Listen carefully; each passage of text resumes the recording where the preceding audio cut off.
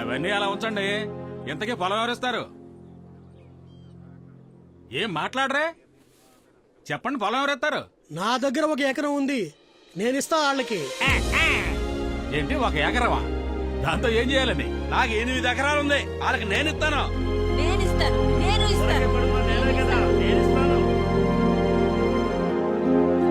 ఇలా చూడు సుల్తాన్, కత్తెత్తి రక్తం చిందించమంటావా? చిందిస్తాం. చెమట చిందించి వ్యవసాయం చేయటం మనకు సెట్టే అవదు. వెళ్ళామా, వేసేసామా, కాలైనా సరే తలైనా సరే జస్ట్ 15 మినిట్స్ పని అయిపోయిందా, బిర్యానీ తిన్నామా, టేక్ రెస్ట్.